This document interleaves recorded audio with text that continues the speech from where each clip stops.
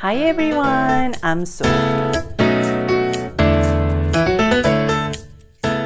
Today I want to share a really fascinating book with you, The Midnight Library, written by Matt Haig. This book was published in 2020 and it quickly became a New York Times bestseller. Now let me tell you why I'm sharing this with you today. I actually read this book when it first came out, and it left me a very strong impression. I love those books, the ones that make you think and reflect long after you've finished them. And this was definitely one of them for me. A few months ago, I was chatting with my friend who also loves reading. I asked her if she read this book and she said no, so I said I highly recommend it. And recently I got a chance to catch up with her and I asked her if she read it yet. And she said she read it, she loved it, and she recommended it to her daughters to read. Hearing that made me realize, why not sharing it with you on my YouTube channel? Now let me tell you a little bit about the story without spoilers. The story centers around a woman named Nora Seed. Nora feels stuck in her life, burdened by regrets, and convinced that she made all the wrong choices. Then, in a moment of life and death, she finds herself in a mysterious place called the Midnight Library. Now, inside this library, every book on the shelves contains a different version of Nora's life, a life she could have lived if she had made different choices. One book might show what her life would have looked like if she had pursued her dream of becoming a musician. Another book might show what would happen if she stayed in a relationship or chose a different career. The beauty of this story is that as Nora steps into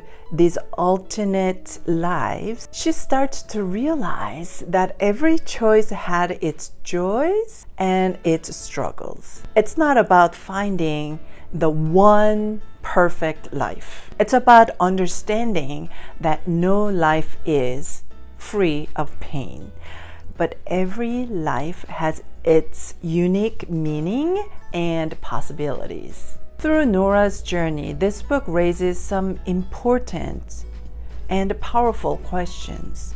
What really makes life worth living? How much should we let regrets shape our decisions now? And is it possible to find peace with the life we are living in, even though it's not perfect? Reading The Midnight Library made me pause and reflect on my own life. Just like Nora, I've had moments of wondering, what if I have taken a different path? What if I made different decisions years ago? Then my life would have been better now? Or worse? Wait, is my life now not good enough for me? Why am I thinking that? Why am I wondering? Questions. But this book reminded me of that the idea of chasing a perfect life is an illusion. Every choice comes with trade-offs, and there's beauty in the life we're living right now. So for me, it was a gentle nudge to stop dwelling on regrets and instead focus on being present, appreciating opportunities, the relationships, and even the struggles that shape who I am. What I love about Nora's story is how relatable it feels. Most of us, if not all of us, have what if questions. Sometimes too often.